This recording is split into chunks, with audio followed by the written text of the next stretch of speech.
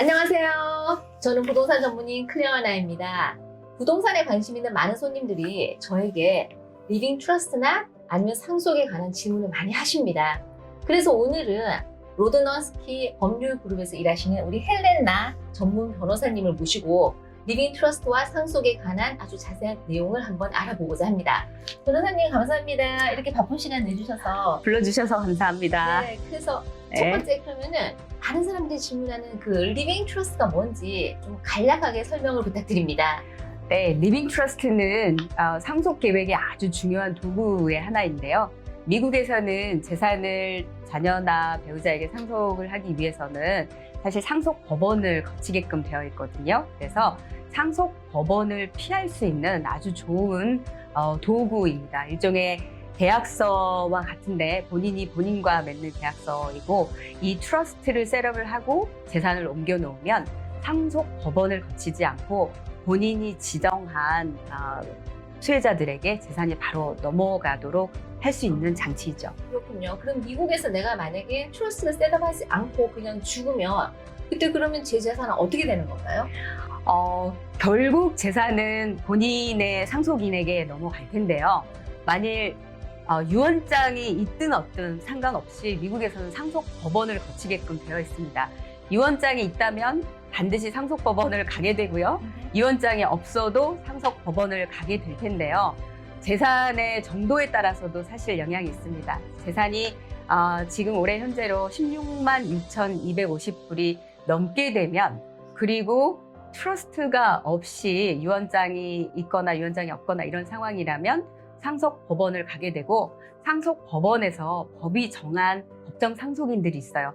본인들의 가족이 되겠죠? 그분들에게 재산이 상속됩니다. 그렇군요. 근데 16만 불이라는 돈은 사실은 그렇게 큰 돈은 아닌 것 같아요. 그래서 많은 분들이 나는 재산이 많이 없는데 이런 거 셋업해야 되나 이렇게 생각하는 분이 많이 있는데 네, 뭐 집이 아무리 작든 크든 하나 있으면 어쨌든 뭐 이거를 셋업하는 게 맞는 거겠네요. 그럼요. 16만 6,500불은 이거는 통합된 재산의 금액이거든요. 특히 네네. 부동산의 경우는 5만 불이에요. 근데 우리 캘리포니아에서 사실 5만 불짜리 부동산은 거의 찾아보기 어렵습니다. 그리고 그렇죠. 은행도 여기저기에 있는 돈들에 그렇죠. 합하게 되면 사실, 그리고 보험이라도 하나 들게 되면 16만 6,500불 넘는 거는 금방이죠. 그렇죠. 네. 네, 그래서 요즘에는 한국과 미국을 오가면서 생활하시는 분이 많이 있어요. 그래서 그분들이 이런 질문을 하십니다. 미국의 리빙 트러스트를 셋업하고 한국에 있는 재산을 거기에 넣을 수 있냐 이런 질문을 많이 하시거든요. 이건 어떤가요? 좋은 질문이시고, 실제로 저희가 현업에 있으면서 아주 많이 받는 질문입니다. 한국에 있는 부동산을 트러스트에 넣을 수는 있지요. 저희가 트러스트를 셋업할 때 스케줄 A라고 해서 본인들이 갖고 있는 재산을 리스트하는 부분이 있거든요. 거기에 한국에 있는 재산을 리스트하기도 하고 리스트하지 않기도 하는데, 중요한 거는 한국에 있는 재산의 경우 한국의 상속세법을 먼저 적용받아요. 그래서 한국에 있는 상속세법에 의거해서 한국의 상속세법이 요구하는 세금을 모두 납부하시고, 한국에서 처분을 다 하시고 세금 납부하시고 순이익을 미국으로 가져오신 이후에 미국의 트러스트에 따라서 내가 지정해 놓은 수혜자들, 뭐 배우자가 될 수도 있고 그리고 자녀분들이 될 수도 있겠죠. 그런 배우자에게 넘겨주게 됩니다. 그럼 제가 만약에 한국에 있는 그 재산을 미국에 있는 리빙 트러스트에 넣고 싶다면, 예를 들어서 그 리빙 트러스트에 이렇게 어떠한 재산을 넣는가라는 그런 목록이 있었던 것 같아요, 변호사님. 그래서 예를 들어서 내가 만약에 한국에 있는 아파트를 넣고 싶다. 그러면 그 아파트의 주소를 거기다가 넣는 거 맞나요? 예, 주소를 쓰시면 네. 트러스트에 아파트 주소를 써 놓기만 하면, 사실 나의 의도는 이 재산도 내 거고, 그리고 이 재산도 이렇게 트러스트 안에 있는 내용대로 분배되도록 하고 싶다는 거거든요. 네네. 그렇게 되면 한국에 있는 법에 따라서 한국에서 아파트 처분하시고 순이익을 가져오셔서 그리고 트러스트 내용대로 이제 분배를 하게 되죠. 그렇군요. 네. 그리고 요즘에 이렇게 한국에 있는 자산을 미국으로 가져오셔가지고 상속을 하는데, 예를 들어가지고 요즘에 이렇게 자녀들은 미국에서 유학을 하고 이곳에서 정착을 해서 사는 분들 많습니다. 그런데 부모는 여전히 한국 국적으로 한국에서 계속 사신 거예요.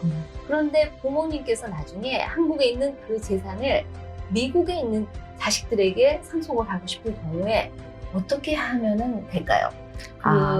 미국에 있는 상속세의 그 좋은 그 제도를 이용할 수 있는 방법이 있습니까? 그러니까 부모님은 한국에 계시고 그렇죠. 자녀분들은 미국에서 생활을 하고 있고 네. 부모님이 미국의 부동산과 같은 자산을 미국에서 구입하신 거죠? 그렇죠. 구입해서 그 자산을 자녀분들에게 주고 상속을 하고 싶은 거예요. 네, 이런 경우에는 부모님들이 미국의 자산을 보유하고 있지만 미국에 집이 있지만 안타깝게도 한국 국적자이시고 네네. 미국에 어떠한 신분도 없으세요. 그러면 이제 텍스상에 완벽한 외국인으로 간주가 돼서 사실 미국의 상속세법이 한국에 비해서 상당히 유리한 부분이 많습니다. 어마어마한 면제액이 있으니까. 근데 아쉽게도 그 면제액의 혜택을 보실 수는 없고요. 아주 소정의 면제액 6만 불 정도 됩니다. 그 부분밖에 혜택을 보지 못하고 미국의 상속세 납부를 하셔야 됩니다. 상속세율이 현재 한 40% 정도가 됩니다. 그래서 6만 불 정도만 면제를 받으시고 나머지는 미국의 상속세를 내시고 자녀분들에게 상속을 하셔야 되는 상황이 됩니다. 그렇군요. 그러면 만약에 네.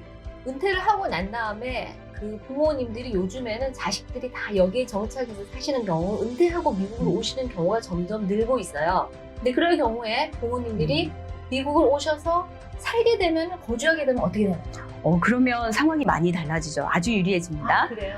이제 한국에서 계실 때는 완벽한 외국인이셨지만 미국으로 오셔서 오랜 기간을 거주하신다든지 미국의 영주권을 취득하신다든지 해서 오래 거주하시게 되면 그때는 미국 세법상 이제 레지던트로 간주가 됩니다. 그래서 이 유리한 미국의 상속세 혜택을 보실 수가 있게 되죠.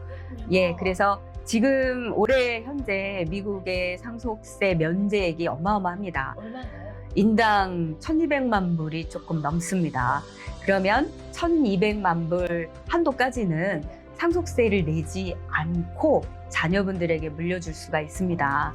그렇군요. 이제 남가주 부동산을 잘 아시니까 사실 그 미만이실 테고, 그렇죠? 그러면 상속세 내지 않고 자녀분들에게 물려줄 수 있으니 미국으로 이제 은퇴하셔서 오셔서 여기서 사시는 것도 좋은 방법이겠죠. 그렇군요. 그래서 요즘에는 그 은퇴하신 부모님들이 미국의 자식들이 다 정착해서 살기 때문에 은퇴하시고 미국으로 이렇게 이주하려고 문의하시는 분이 많이 있어요. 그래서 그분들이 만약에 완전히 이주를 하셔서 영주권을 따신다거나 아니면 이곳에서 세금 보고를 하시면 이 정말 미국 상속 제도의 그 혜택을 보시고 자식들에게 재산을 물려줄 수 있는 거죠.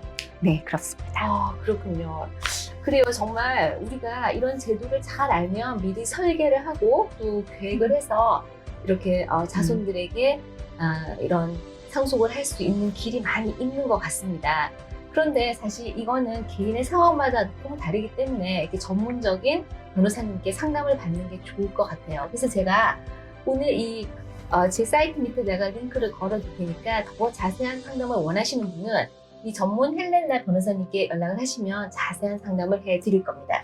감사합니다. 네, 그래요. 오늘 이 바쁘신 시간에 와주신 변호사님 감사드리고 또 다음에 더 좋은 내용으로 찾아뵙도록 하겠습니다. 안녕히 계세요.